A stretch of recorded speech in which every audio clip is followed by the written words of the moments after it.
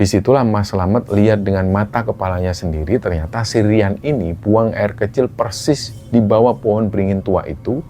Dan setelah kencing itu, dia terlihat meludah sembarangan ke arah kain putih yang melilit pohon beringin itu. Dan tiba-tiba pemandangan di luar jendela itu mulai berubah total. Dan ini bagian yang paling nggak masuk akal. Di sela-sela pohon-pohon besar itu banyak orang-orang yang berdiri di situ. Dan mereka itu diam semua. Jadi Pak Darto waktu itu membentak Mas Slamet secara tegas. Udah Mat, kamu kan tak suruh baca doa, jangan putus doanya, baca terus. Kita ini masuk wilayah mereka.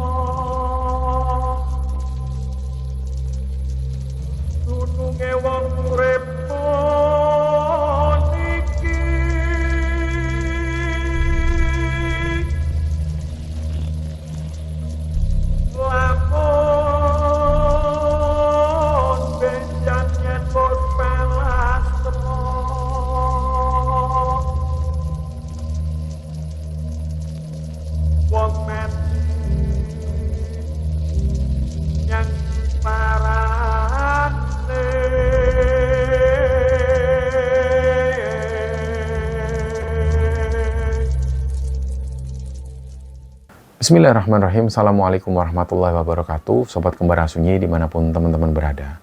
Pada kesempatan kali ini kami akan membagikan cerita yang dikirim oleh Sobat Kembara yang bernama Pak Darto yang asalnya dari Kendal.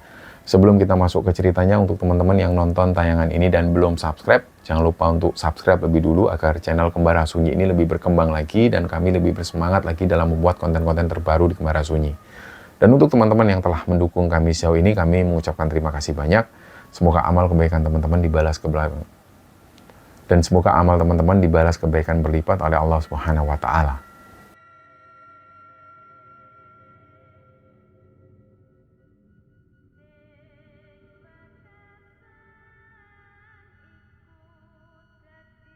Sebelum kita masuk ke ceritanya teman-teman, ini kayaknya ada hal penting yang harus kita tahu lebih dulu. Jadi kita harus paham sejarah kelam di balik lokasi kejadian yang ada dalam episode kali ini. Dan teman-teman pasti sudah nggak asing lagi ketika mendengar nama Alas Roban. Jadi jalur ini tuh bukan sekedar jalur aspal biasa yang membelah hutan jati di Jawa Tengah. Jalur ini punya sejarah darah yang panjang banget. Dan kalau kita misalnya tarik mundur ke belakang, tepatnya di tahun 1808, waktu itu Gubernur Jenderal Hindia Belanda yang terkenal kejam, yaitu Herman Willem Daendels itu, dia punya ambisi yang benar-benar gila waktu itu. Jadi dia mau membuat jalan raya dari Anyer, yang lokasinya ada di ujung barat Jawa, sampai ke Panarukan, yang lokasinya ada di ujung timur Jawa. Itu jaraknya kira-kira 1000 km. Dan proyek ini dikenal dengan nama Grote Postweg atau Jalan Raya Pos. Tujuannya waktu itu jelas, ini difungsikan untuk pertahanan militer dan mempercepat pengiriman surat-surat penting. Nah, singkatnya Daendels ini pun memaksa rakyat pribumi kita ini untuk kerja rodi. Nah, salah satu medan yang paling berat dan paling mematikan itu ya di wilayah Alas Roban ini. Dan kenapa kok bisa dibilang berat? Karena kontur tanah di sana itu adalah perbukitan kapur yang keras banget dan hutan jatinya itu lebatnya luar biasa. Kita bisa membayangkan peralatan-peralatan waktu itu masih sangat sederhana sekali, paling ya cuma pacul sama linggis, tapi mereka dipaksa untuk membobol bukit-bukit batu yang ada di sana. Dan konon, ribuan pekerja paksa itu meninggal di jalur Alas Roban ini.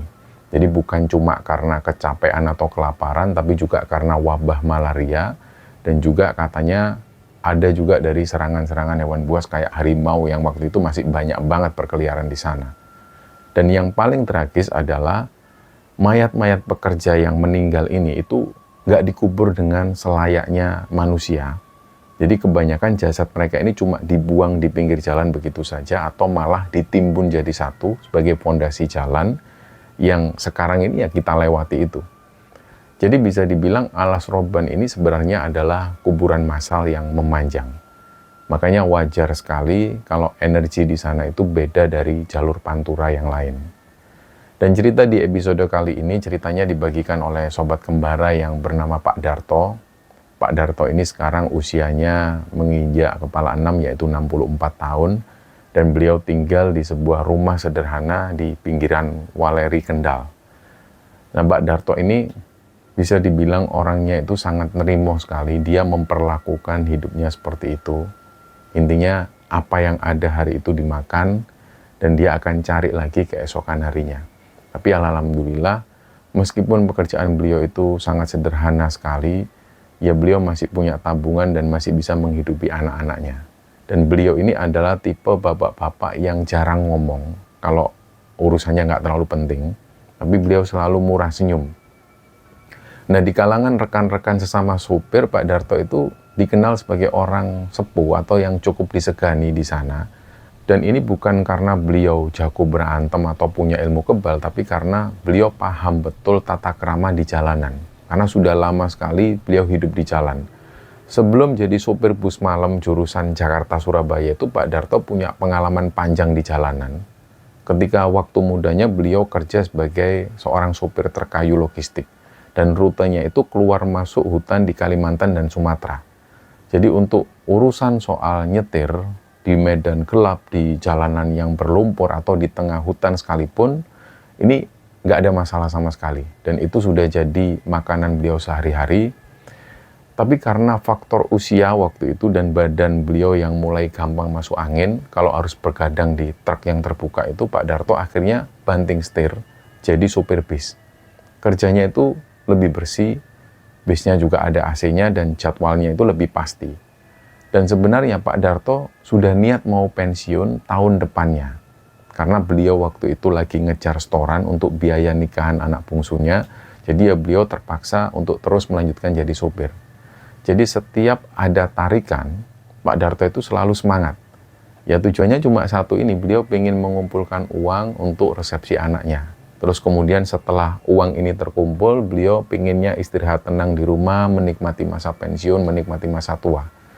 Dan nggak ada yang aneh dari Pak Darto. Beliau ini cuma seorang bapak, seorang kakek yang sayang keluarga dan juga beliau bisa dibilang ya taat ibadah. Dan ada satu kebiasaan beliau ini yang nggak pernah ditinggal. Setiap Pak Darto ini mau berangkat misalnya, ketika beliau megang setir, beliau pasti menyempatkan untuk sholat lebih dulu. Dan dia menjaga wudhunya. Setiap kali habis sholat, ketika dia batal, dia pasti memperbaiki wudhunya. Dan singkatnya di suatu hari, Pak Darto ini ada jadwal narik malam itu dan keberangkatannya ini dari Jakarta menuju ke Surabaya. Bis yang beliau bawa kondisinya masih sangat bagus, mesinnya itu mesin Hino lawas tapi perawatannya cukup rutin. Dan penumpang malam itu juga hampir full. Jadi cuma tinggal 2 atau 3 bangku lah yang masih kosong. Dan singkatnya, bis ini berangkat dari Terminal Pulau Gebang sekitar jam 4 atau jam 5 sore. Dan perjalanan awal itu lancar-lancar aja. Ketika masuk tol Cipali, mereka sempatkan untuk istirahat makan di Cirebon. Semuanya normal. Dan penumpang ini juga kebanyakan waktu itu tidurnya pules. Tapi masalah baru mulai muncul ketika bis ini keluar dari jalan tol dan masuk ke jalur arteri Batang menuju ke Alas Roban.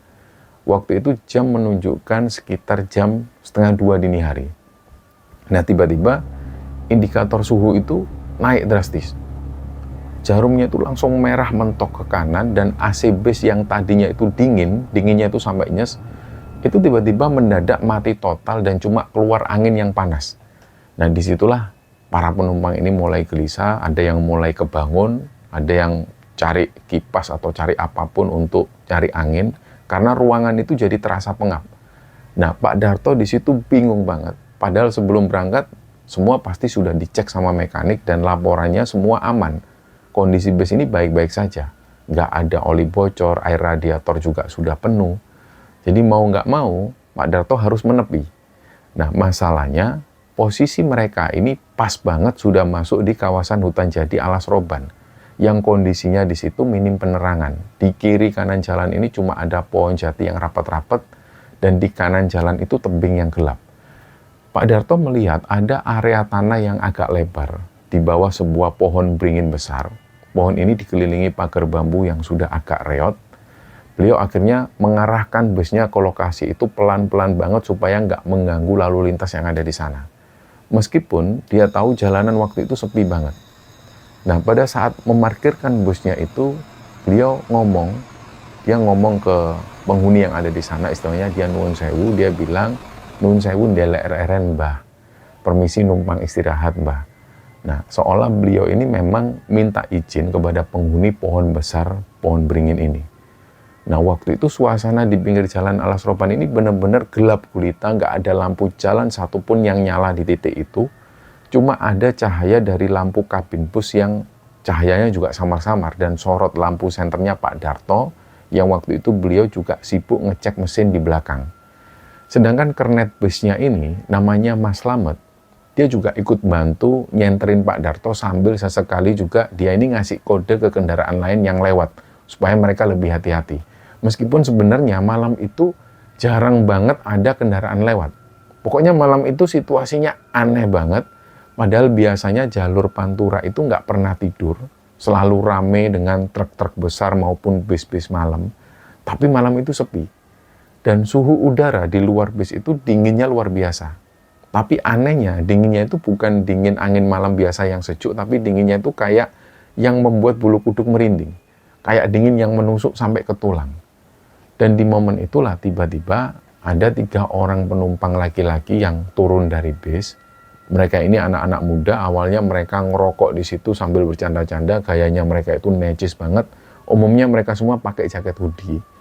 Dan ngomongnya itu kenceng banget.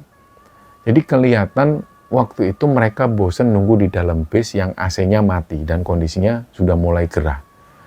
Terus di situ salah satu dari mereka, supaya gampang nyebutnya kita sebut saja namanya Rian.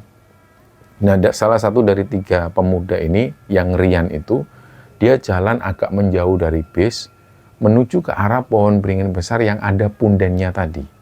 Nah, Mas Slamet, si kernet ini, yang ngelihat itu, dia langsung teriak, "Loh mas, jangan jauh-jauh mas, bentar lagi nanti siapa tahu sudah selesai. Soalnya di sini daerahnya rawan." Tapi si Rian ini itu malah ketawa ngejek. Dia bilang dengan nada yang kayak nyepelein, "Alah, aku cuma mau ngencing doang bang. Toilet di sana itu loh baunya pesing banget, ribet amat sih lu bang." Dia ngomong seperti itu. Nah, teman-temannya yang 2 itu cuma ketawa-ketawa sambil dia masih ngerokok di situ. Nah, seolah-olah di situ mereka nggak peduli dengan peringatan Mas Slamet. Disitulah Mas Slamet lihat dengan mata kepalanya sendiri, ternyata si Rian ini buang air kecil persis di bawah pohon beringin tua itu. Dan setelah kencing itu, dia terlihat meludah sembarangan ke arah kain putih yang melilit pohon beringin itu. Jadi kayak dia itu merasa jijik atau gimana, Mas Slamet nggak tahu, tapi yang jelas Mas Slamet ini sudah malas dari awal ngelihat kelakuan mereka. Dan Mas Slamet ini cuma bisa ngelus dada, dia cuma diem. Dan dia sudah malas mau melarang atau menasihati, takutnya nanti malah terjadi keributan. Nah, terus si Rian ini jalan santai, dia balik menuju arah bis sambil membenarkan celananya, dan mulutnya itu masih terus ngomel-ngomel. Nah, Pak Darto sendiri yang posisinya lagi di belakang bis, ketika mendengar suara Rian itu, beliau langsung keluar. Beliau langsung mendatangi Rian, tangannya masih belepotan oli. Pak Darto tiba-tiba tanya ke Mas Slamet lebih dulu. Dan wajah Pak Darto waktu itu serius, memang dia menunjukkan wajah yang serius. Dia tanya, "Habis ngapain anak-anak itu, Mat?" Mas Slamet jawab, jujur, "Ya itu Pak, kencing di pohon itu Pak, udah saya bilangin masih ngeyel." Nah, mendengar hal itu ya, Pak Darto langsung kayak nggak enak. Beliau tahu betul, di tempat-tempat yang seperti itu, tentu sopan santun ini nomor 1. Nah, tiba-tiba Pak Darto merasa kayak ada angin kenceng banget yang datang, nggak tahu dari mana, tiba-tiba angin ini datang, Pak Darto langsung panik. Terus beliau ini ngomong ke Mas Slamet dengan nada yang tinggi, Met, cepetan Met, ambil botol air mineral yang besar itu Met, cepetan Met. Nggak usah banyak tanya Met. Mas Slamet mungkin mikirnya air ini untuk keperluan air radiator atau apa. Jadi Mas Slamet langsung lari ke dalam bus ngambil botol air yang besar itu. Dan begitu dapat, Pak Darto ini ternyata langsung lari ke arah pohon beringin itu. Dan tanpa pikir panjang, yang ada dalam pikiran Pak Darto, bekas air kencing itu dia siram. Jadi dia siramlah bekas air kencingnya si Rian tadi pakai air mineral itu sampai airnya ini benar-benar habis. Dan sambil menyiram air ini, Pak Darto itu mengucap, Assalamualaikum ya ahli gaib nuwun sewu. Lari niki mboten ngertos mbak, ngapunten sangat. Intinya di situ Pak Darto minta tolong atau mohon izin. Dia bilang permisi, mohon maaf anak ini nggak tahu apa-apa, mohon maaf sekali. Nah Pak Darto itu berusaha untuk menetralisir keadaan. Beliau benar-benar takut kalau penghuni yang ada di situ itu marah. Dan setelah botolnya benar-benar kosong, Pak Darto balik lagi ke busnya. Nafasnya itu agak ngos-ngosan. Tapi pas beliau mau naik ke pintu bus, itu tiba-tiba Pak Darto merasa ada yang aneh. Beliau di situ langsung mencium aroma bunga melati yang nyengat banget baunya. Dan baunya itu bukan kayak pewangi ruangan atau parfum, tapi bau melati yang seger dan bercampur dengan aroma-aroma amis. Baunya itu pekat banget, sampai membuat perut Pak Darto itu mual. Ternyata Mas Slamet ini juga mencium bau itu. Sampai Mas Slamet itu sempat tutup hidung. Terus Mas Slamet ini ngomong ke Pak Darto, Pak, ini bau apa Pak, kok amis banget? Pak Darto cuma ngasih kode pakai jari di bibir, nyuruh Mas Slamet itu diem. Dan gak lama kemudian di tengah kesunyian alas roban itu, mereka itu sayup-sayup mendengar ada suara kayak kelenengan. Ada suara kayak kelenengan gamelan. Suaranya awalnya itu lirih. Jadi kayak kebawa angin dari jauh. Tapi itu jelas banget di kuping. Dan iramanya itu pelan. Nah irama itu persis kayak irama gending ketawang yang biasa dipakai orang-orang tua zaman dulu untuk mengiringi upacara sakral atau iring-iringan kematian di keraton. Tiba-tiba langsung di situ Pak Darto ini merinding. Beliau tahu kalau ini adalah pertanda sesuatu yang nggak beres. Tapi anehnya di saat yang bersamaan tiba-tiba mesin bus yang memang dari tadi itu nyala, suaranya itu tapi agak kemerotok, redak. Tiba-tiba mesin bus itu jadi halus lagi. Dan lampu indikator yang tadinya itu merah itu langsung turun. Dia jadi normal lagi, AC bus itu kembali nyes lagi. Nah padahal Pak Darto ini belum menemukan letak kerusakannya itu di mana. Jadi beliau itu sama sekali nggak benerin apapun. Karena beliau cuma ngecek tadi. Ketika dicek, memang semuanya normal dan beliau nggak membenarkan apapun. Nah, ketika semuanya normal sendiri itulah, seolah-olah bis ini nggak pernah ada kerusakan. Nah, disitulah Pak Darto ini nggak mau mikir panjang, firasatnya bilang bahwa mereka harus segera pergi dari situ. Buru-burulah akhirnya beliau naik ke kursi kemudi, beliau langsung nyuruh Mas Slamet untuk nutup pintu. Ayo Mat, naik Mat, cepetan Mat. Semua penumpang suruh masuk, yang belum masuk kita jalan sekarang. Nah, Mas Slamet yang masih bengong ketika mendengar suara gamelan itu, dia langsung tersadar dan dia langsung nutup pintu. Pintunya itu langsung ditutup cepat. Begitu Pak Darto mulai tancap gas, disinilah banyak hal ganjil yang mulai terjadi. Jadi begitu Pak Darto ini mulai menginjak gas, bus itu rasanya berat banget. Mesinnya itu kayak meraung-raung, kayak keberatan muatan. Padahal jalanan di depan itu datar, belum nanjak yang parah. Nah harusnya dengan gas yang seperti itu, bus itu bisa lari agak kenceng. Tapi ini enggak. Jarum speedometer itu cuma mentok di angka 20 sampai 30 km per jam. Jadi rasanya itu kayak bener-bener ada yang nahan bis ini dari belakang supaya bis ini nggak bisa jalan. Atau rasanya itu kayak tiba-tiba muatan di dalam bus itu kayak nambah berat bertonton secara mendadak lah. Pak Darto akhirnya ngelirik spion tengah. Dia lirik, dia kepingin ngecek penumpang ini jumlahnya tetap sama atau enggak. Karena ada perasaan yang nggak nyaman waktu itu. Tapi feeling beliau mengatakan waktu itu, ini kayaknya ada penumpang lain yang ikut naik gara-gara kejadian di Pohon Beringin tadi. Nah, di tengah perjalanan yang rasanya semakin berat itu, Pak Darto coba ngelirik ke spion tengah. Nah, niatnya beliau itu mau ngecek kondisi penumpang di belakang. Dia belum ngomong ke Mas Slamet. Pak Darto itu ngecek sendiri di spion tengah. Siapa tahu ada yang butuh sesuatu atau ada yang mungkin mabuk perjalanan karena AC tadi sempat mati. Tapi ketika Pak Darto ngelihat ke spion tengah, disinilah benar-benar ada pemandangan yang nggak masuk akal. Jadi biasanya kalau bis malam habis mogok lama terus jalan lagi, itu penumpang pasti rame. Suasananya pasti gaduh, entah ada yang ngobrol mengeluh kepanasan, entah ada yang mainan HP untuk ngilangin bosan. Nah tapi itu aneh, malam itu kondisinya ini hening, benar-benar sunyi. Nggak ada suara sama sekali selain suara mesin bus. Jadi semua penumpang ini tidur semua. Tapi tidurnya itu kondisinya aneh banget, nggak ada satupun dari mereka itu yang gerak. Nah, kita tahu kan kalau orang tidur di bis itu biasanya kepalanya mungkin ya ada yang miring ke kiri, ada yang miring ke kanan, atau kadang-kadang ketika ada yang ngerem itu dia pasti kepalanya agak manggut-manggut. Lah ini enggak. Mereka semua penumpang-penumpang ini itu duduk tegak, diem, dan mereka itu kaku. Nah, di situ Pak Darto ini matanya tertuju ke arah si Rian dan teman-teman yang tadi berisik banget di luar itu. Waktu itu Rian dan teman-teman ini mereka duduk kaku di kursi belakang, persis di bangku deretan nomor 2. Jadi di situ yang diperhatikan Pak Darto dari kaca spion tengah, matanya Rian itu merem, tapi mulutnya itu sedikit kebuka dan wajahnya ini kayak agak pucat. Pak Darto bisa melihat dengan jelas dari pantulan cahaya lampu jalan yang sesekali masuk itu, karena posisi mereka ini kan nggak jauh di belakang Pak Darto. Rasanya Pak Darto itu kayak melihat patung, bukan melihat manusia yang tidur. Nah, sedangkan Mas Slamet sendiri yang duduknya di kursi samping Pak Darto, itu gelagatnya ini sudah mulai nggak enak. Wajah Mas Slamet yang tadinya itu biasa saja, itu tiba-tiba berubah agak pucat, dan Mas Slamet ini duduknya itu agak geser mendekat ke arah Pak Darto, terus dia ini bisik-bisik ke Pak Darto, Pak To, sampai ngerasa nggak Pak To? Kok hawanya beda banget ya Pak To? Pak Darto cuma ngangguk, tapi mata beliau tetap fokus ke jalanan, yang jalanan itu gelap. Pak Darto ini nggak mau Mas Slamet semakin kepikiran. Jadi Pak Darto cuma bilang, wes Met, ojo noleh mburi Met. Sudah Met, jangan noleh ke belakang Met.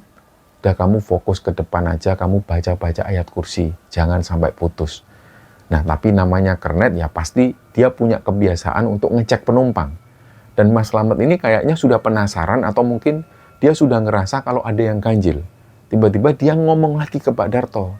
Itu dia masih bisik-bisik, tapi nadanya itu kayak lebih ketakutan lagi. Pak, kursi penumpang kok jadi full ya Pak? Perasaan tadi pas berangkat dari Jakarta, ada 2 bangku kosong di deretan nomor 8 itu. Nah, mendengar ucapan Mas Slamet itu, jantung Pak Darto itu rasanya deg-degan. Tapi Pak Darto cuma diem, dia nggak ngomong apa-apa, beliau berusaha tetap tenang. Tapi karena penasaran, Pak Darto memberanikan diri ngelirik ke spion tengah lagi. Beliau arahkan pandangannya ke bangku deretan tengah, di area nomor 8 itu, dan benar, di bangku nomor 8 itu ada yang duduk. Tapi sosoknya nggak terlihat jelas, sosoknya itu kayak bayangan hitam yang membentuk tubuh manusia. Jadi sosok ini cuma diem, duduk tegak di situ menghadap lurus ke depan. Dan yang membuat Pak Darto ini merinding, Pak Darto itu merasa kalau sosok itu lagi ngeliatin Pak Darto lewat kaca spion tengah. Meskipun Pak Darto nggak bisa ngeliat matanya, tapi beliau tahu kalau beliau ini diliatin sosok itu dari belakang.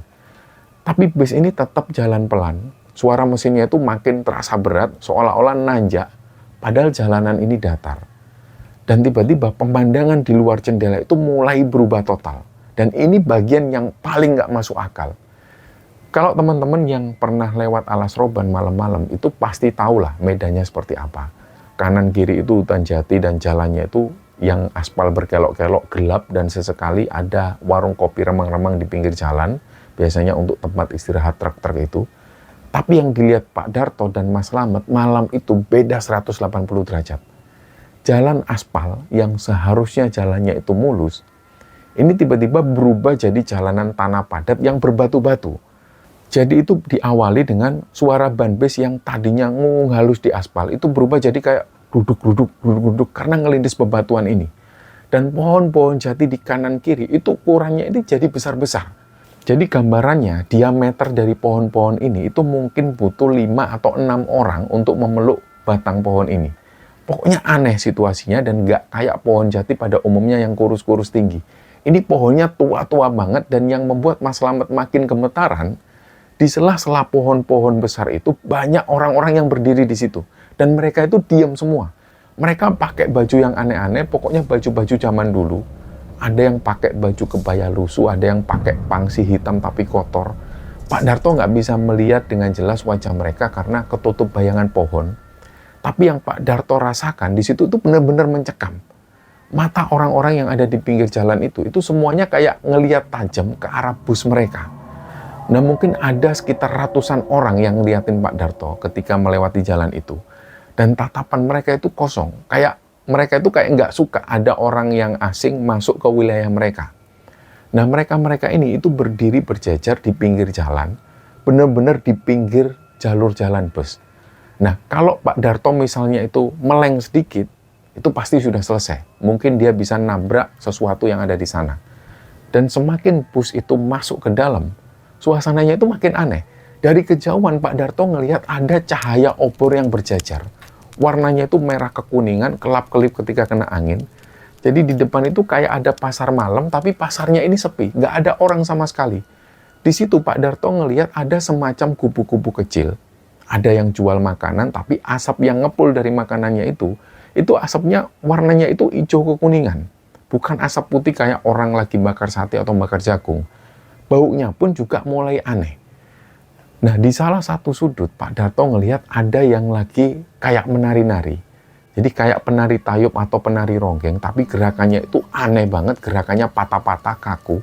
Dan kepalanya itu miring kanan, miring kiri, kayak patah-patah. Nah, suara gamelan yang tadi sempat didengar Pak Darto dan Mas Slamet di bawah pohon beringin tadi itu suaranya ketika ada di sana, suaranya itu semakin kencang. Dang dong dong dong dang dong dong. Suaranya jelas banget, seolah-olah kayak sumber suaranya itu ada di kanan kiri bis. Irama gamelannya itu mengiringi perjalanan bus itu menuju ke suatu tempat. Disitulah Mas Slamet ini mulai kacau. Dia itu megang erat ke dashboard bus itu dan dia bilang ke Pak Darto, "Pak, kita ini nyasar, Pak. Astagfirullah, Pak. Ini bukan jalannya, Pak. Ini di mana kita, Pak?" Mas Slamet ini suaranya sudah kayak mau nangis. Wajahnya juga pucat. Nah, Pak Darto meskipun sebenarnya posisi Pak Darto waktu itu takut juga, tapi beliau itu berusaha untuk tetap tenang.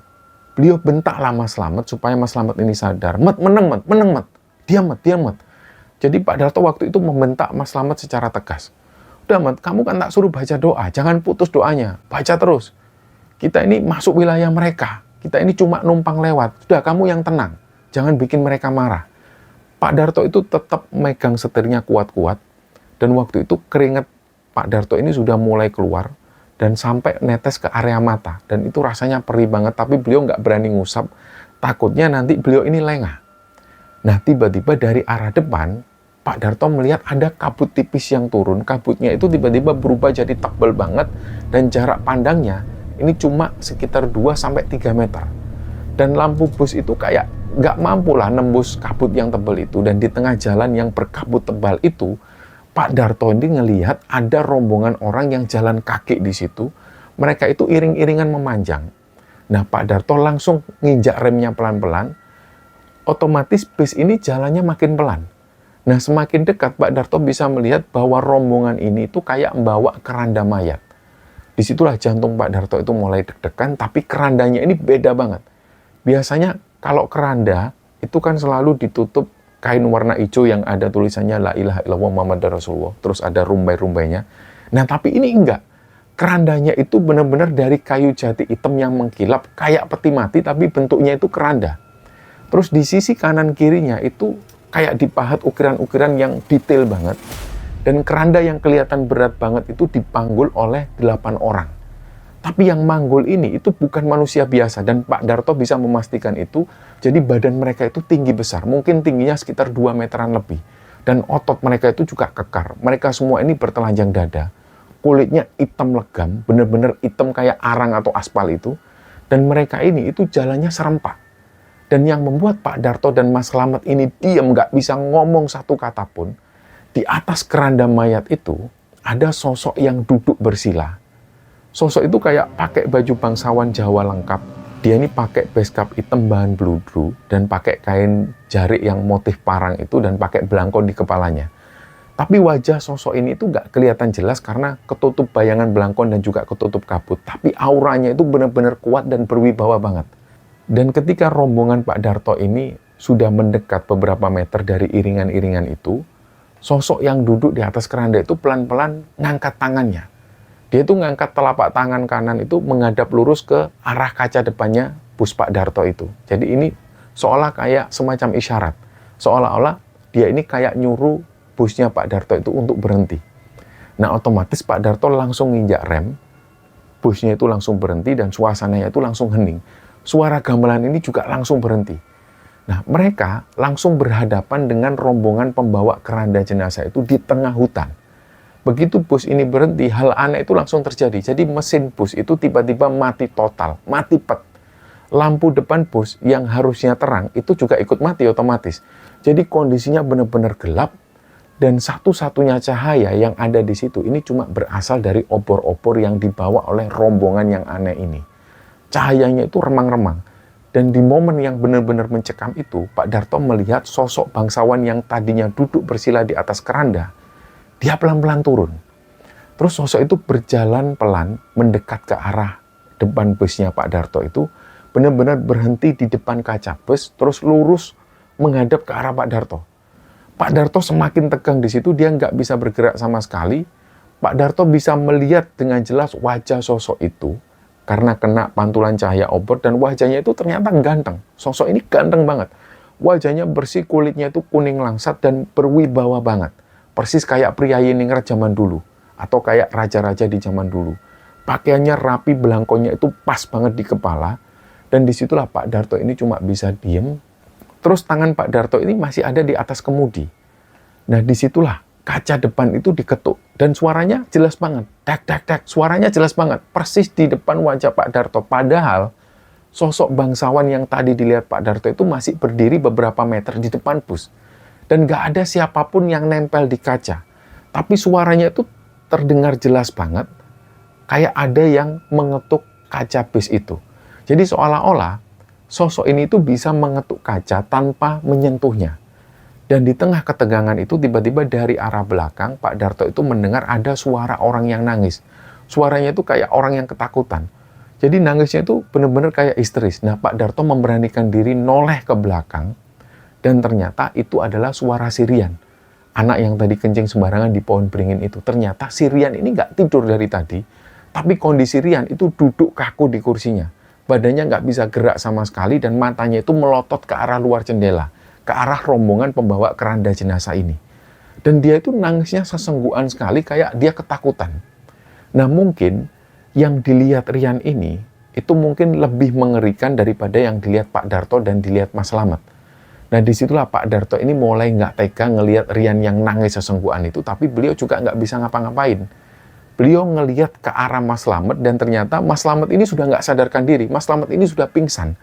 Yang jelas, Pak Darto di situ akhirnya sendirian, dan perasaan Pak Darto waktu itu benar-benar campur aduk.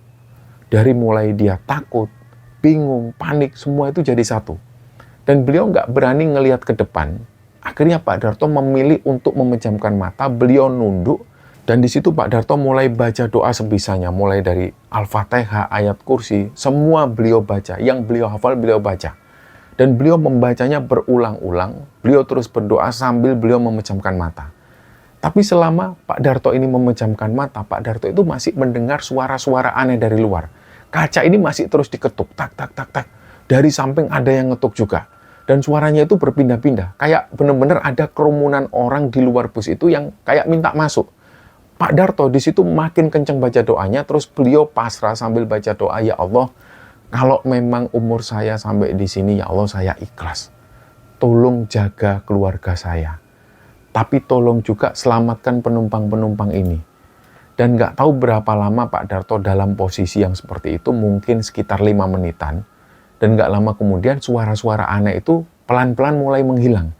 Dan kondisinya hening lagi. Pak Darto pun pelan-pelan mulai berani membuka matanya, beliau ngintip sedikit, dan kondisinya masih gelap. Nah, obor-obor yang tadi dilihat oleh Pak Darto ini sudah nggak ada lagi, tapi kabut tebalnya itu masih tebal banget menyelimuti sekeliling bis. Dan beliau sadar bahwa beliau ini masih berada di tempat yang sama. Nah, Pak Darto itu berusaha membangunkan Mas Slamet. Diguncang-guncang lah baunya Mas Slamet. Dia sambil manggil nama Mas Slamet, Met, bangun Met, bangun Met. Berkali-kali Pak Darto menggoyang-goyang badannya Mas Slamet, sampai sempat nepuk pipinya Mas Slamet agak keras, tapi Mas Slamet ini nggak juga bangun. Akhirnya disitulah Pak Darto nyerah, beliau kembali duduk di kursinya lagi, beliau bersandar lemes sambil terus berdoa. Dalam hatinya beliau menjerit, ya Allah, ini kenapa ya Allah, ini tempat apa ya Allah? Ya Allah, tolong keluarkan kami dari sini ya Allah, kami nggak salah apa-apa, tunjukkan jalan keluar-Mu ya Allah. Pak Darto di situ benar-benar nggak tahu harus ngapain lagi. Beliau nggak berani melanjutkan jalan karena di depan itu cuma ada kabut putih yang tebal banget. Takutnya beliau nanti malah masuk jurang. Dan beliau juga nggak berani turun untuk ngecek mesin atau ngecek apapun. Baru pertama kalinya itulah dalam hidup Pak Darto, yang puluhan tahun dia ini hidup di jalanan, beliau juga seorang sopir, tapi baru kali itu beliau merasakan takut yang luar biasa seperti itu. Nah, tiba-tiba terlintas di pikiran Pak Darto bahwa beliau ini harus sholat. Jadi ya beliau harus sholat. Nggak tahu gimana caranya beliau harus sholat, entah sholat 2 rakaat, entah apa. Beliau ingin minta perlindungan langsung kepada Gusti Allah. Nah, disitulah beliau langsung ambil botol air mineral yang tanggung yang ada di dashboard itu, dan dengan air yang seadanya itulah beliau wudhu di dalam bis, dan beliau tampung airnya pakai kresek sampah kecil supaya nggak membasahi lantai bis. Dan setelah wudhu itu, hati beliau itu kerasa agak sedikit tenang. Beliau akhirnya gelar sajadah kecil yang biasa beliau taruh di sandaran kursi itu, beliau langsung sholat 2 rakaat. Beliau sholat hajat di situ, beliau minta keselamatan. Dan kiblatnya waktu itu ya beliau kira-kira sendiri, yang penting niatnya menghadap kepada Allah. Nah, pas waktu Pak Darto lagi sholat inilah, ada kejadian aneh yang terulang lagi. Jadi posisi waktu itu Pak Darto ini lagi ruku. Beliau merasa kalau di belakangnya itu rame banget. Suasananya itu berubah drastis. Jadi suasananya itu kayak beliau merasa kursi-kursi penumpang di bagian belakang itu kayak penuh banyak orang. Ada suara orang yang ngobrol, ada suara orang yang ketawa cekikian. Tapi Pak Darto tetap fokus sholat, beliau kuatkan hatinya, beliau nggak mau membatalkan sholatnya apapun yang terjadi. Dan benar, ketika Pak Darto ini selesai salam, Assalamualaikum warahmatullahi wabarakatuh, Assalamualaikum warahmatullahi wabarakatuh, beliau noleh ke kanan dan kiri, ternyata di belakang itu sunyi lagi. Suara yang tadinya ada orang-orang ngobrol, ada orang yang ketawa cekikian, ini nggak ada. Semua penumpang masih tidur pules. Pak Darto masih nengok ke belakang, dan dia pastikan semua penumpang ini masih tidur. Dan gak ada satupun yang bangun. Ketika dibangunkan oleh Pak Darto, mereka ini kayak pingsan semua. Jadi gak ada yang bangun dan gak ada yang ngobrol. Termasuk Mas Slamet sendiri yang pingsan waktu itu. Jadi akhirnya Pak Darto ini mengusap wajahnya sambil mengucap syukur alhamdulillah karena masih diberi kesadaran. Beliau merasa bahwa ini sudah saatnya, beliau merasa sudah dikasih jalan. Pak Darto itu kembali ke kursi kemudi, beliau narik nafas panjang dan coba menata mentalnya. Akhirnya beliau mengucap Bismillahirrahmanirrahim. Mulailah dia putar kunci kontaknya dan menyalakan mesin. Dan alhamdulillah mesin bus ini langsung nyala normal. Suaranya juga halus, nggak berat lagi. Dan indikator lampu semuanya nyala. Ketika Pak Darto langsung menyalakan lampu utama, pemandangan di depan itu masih gelap total. Ini bukan gelap malam seperti biasanya, tapi jarak pandangnya itu 0. Jadi kayak seolah-olah Pak Darto ini nggak bisa ngelihat apapun di depan. Nah, disitulah Pak Darto ini mulai nekat. Beliau yakin kalau doanya itu sudah didengar. Beliau mulai masukkan gigi 1, beliau lepas kopling pelan-pelan. Dia ucap lagi Bismillah, ya Allah, minta jalannya ya Allah. Dan akhirnya bus ini mulai maju. Dan rasanya itu kayak putih semua. Karena di depan itu kabut tebal. Kaca depan itu nggak kelihatan apa-apa. Pak Darto cuma jalan lurus mengikuti feelingnya. Dan detik-detik itu rasanya lama banget. Selain karena bus ini lajunya pelan banget, ya waktu itu mungkin cuma 10 detikan, tapi rasanya itu kayak 1 jam lebih. Dan tiba-tiba kabut itu perlahan hilang. Tiba-tiba dari arah belakang kanan itu ada sorot lampu terang banget yang nyalip busnya Pak Darto. Sambil kayak yang nyalip itu kayak membunyikan klakson. Tin. Ternyata yang nyalip ini adalah truk gandeng. Dan itu dengan kecepatan yang tinggi ketika menyalip Pak Darto. Nggak lama kemudian dari arah berlawanan ada bus lain yang lewat ngasih lampu dim ke Pak Darto. Dan Pak Darto di situ ngelihat aspal hitam lagi. Dan dia bisa melihat marka jalan yang warna putih itu terlihat dengan jelas. Dan lampu penerangan jalan ini sudah mulai kelihatan dari kejauhan. Disitulah langsung Pak Darto ini bersyukur. Alhamdulillah ya Allah, alhamdulillah. Matur nuwun ya Allah. Pak Darto ini sadar bahwa beliau sudah kembali lagi di jalan yang normal. Dan beliau posisinya sudah berada di jalur arah Sloban yang asli, di dunia yang nyata. Dalam hati beliau sangat bersyukur sekali. Jadi badan Pak Darto itu langsung lemes saking leganya beliau. Dan disitulah beliau mulai menepi sebentar ke bahu jalan yang agak terang. Sekalian Pak Darto ini mau membangunkan Mas Slamet. Mat, bangun Mat. Dan setelah beberapa menit diguncang-guncang, akhirnya Mas Slamet ini siuman. Dan Mas Slamet itu bingung. Nah anehnya setelah bangun itu Mas Slamet itu kayak orang linglung. Dia celinguan lihat kanan kiri. Terus dia bilang ke Pak Darto, waduh aku ketiduran ya Pak, astagfirullah. Aku baru mimpi buruk ya Pak. Disitulah Pak Darto cuma diem. Beliau tanya ke Mas Slamet, emangnya kamu mimpi apa Mat? Mas Slamet ini menjawab dengan wajah yang kebingungan. Duh Pak, pokoknya mimpi aneh Pak. Bingung mau cerita, pokoknya serem banget mimpiku. Kayak dikejar-kejar orang banyak banget di hutan Pak, serem banget Pak. Nah tiba-tiba dari arah belakang, itu mulai terdengar ada suara ringtone HP dari penumpang, ada yang setel musik, ada yang teleponan. Suasana di dalam bus itu normal lagi. Itu kayak nggak pernah terjadi apa-apa dan penumpang ini sudah mulai kebangun. Pak Darto akhirnya memutuskan diam. Beliau sama sekali nggak mau membahas kejadian yang mengerikan yang barusan terjadi. Dia pun nggak mau cerita ke Mas Slamet. Beliau juga membiarkan Mas Slamet menganggap semua yang terjadi itu cuma mimpi. Tapi ketika Mas Slamet iseng ngelihat jam di tangannya, dia kaget setengah mati. Loh Pak, ini kok sudah mau subuh? Loh jamku ini salah atau gimana ini? Mas Slamet itu langsung ngeluarin HP dari sakunya, dia cek. Ternyata HP-nya itu terlihat jam 4 lebih 15 menit. Jam 4 subuh. Di situ Mas Slamet langsung tanya ke Pak Darto dengan wajah yang heran. Loh Pak, kok sudah jam segini? Perasaan tadi aku tidur itu baru sekitar jam 2-an. Aku tidur berarti 3 jam lebih, kok gak dibangunin toh Pak? Pak Darto itu jawabnya santai. Ya tadi kamu tahu kan mesin itu tiba-tiba panas. AC-nya mati beberapa jam di sana. Dan gak jalan, Met. Dan kamu itu tidurnya pules banget kayak kebo. Ya aku gak berani bangunin. Pak Darto menjawab seperti itu karena beliau masih malas untuk menjelaskan panjang lebar ke Mas Slamet.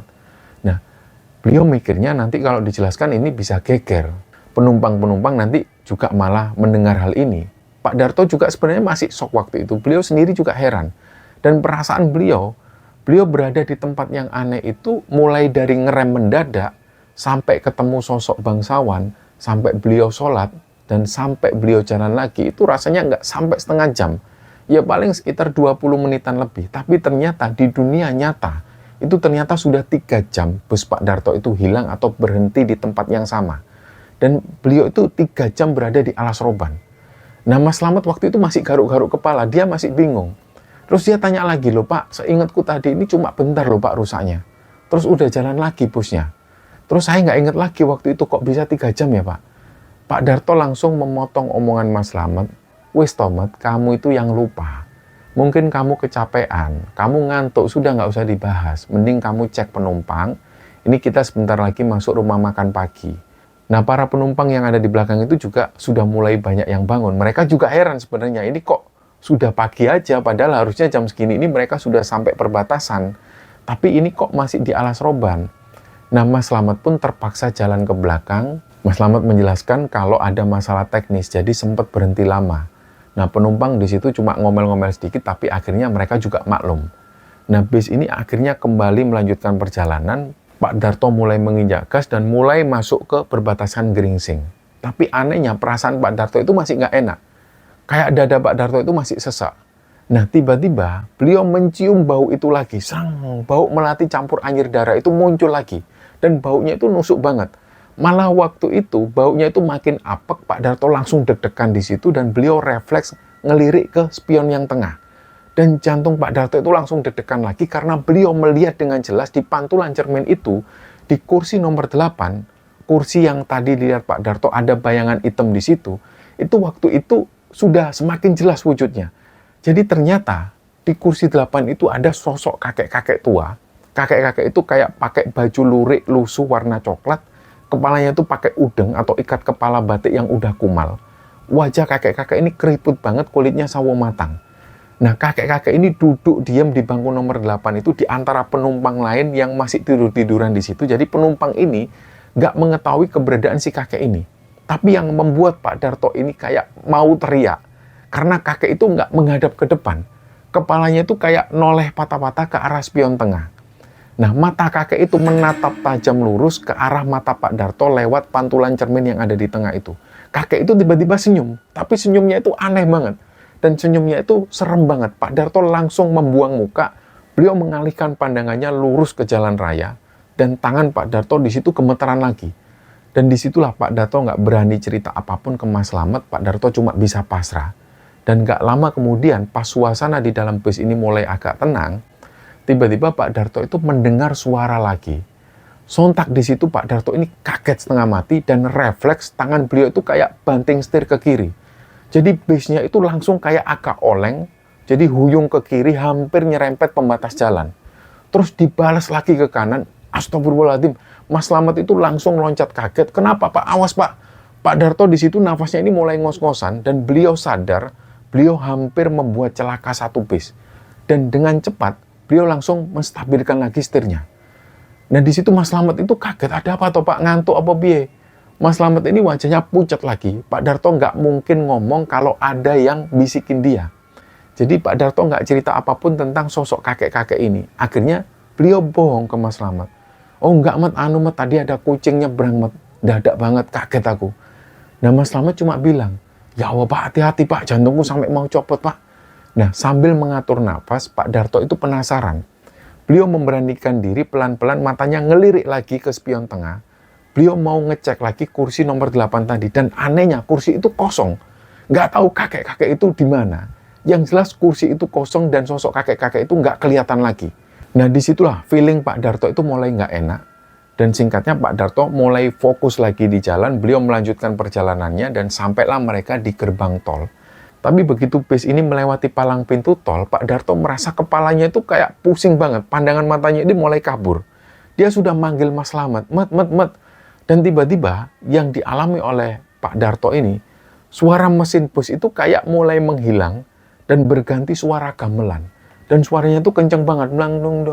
Disitulah Pak Darto merasa tenaganya ini sudah mulai habis dan kecepatan bis ini mulai menurun.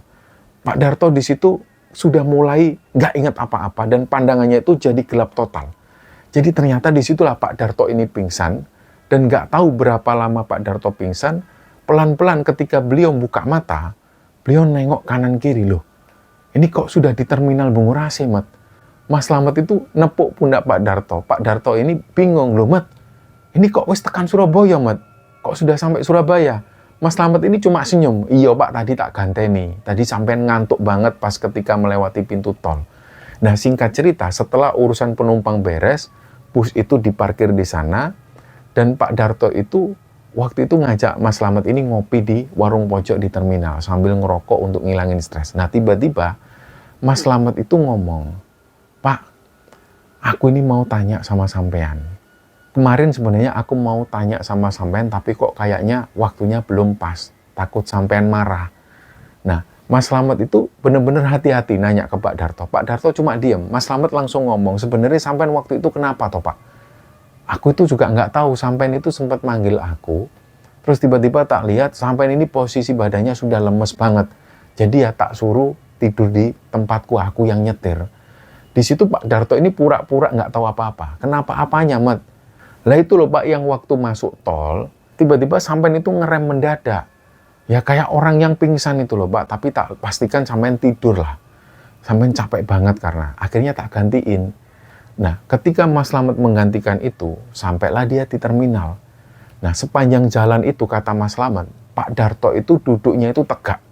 Matanya itu kayak agak kebuka, tapi nggak kedip sama sekali. Sempat Pak Darto mengalami hal yang seperti itu. Ketika ditanya, loh Pak, wis bangun Pak, ini masih di jalan. Pak Darto diem. Nah barulah pas masuk terminal Bungurasi itu, Pak Darto ini katanya sempat ketiduran sebentar.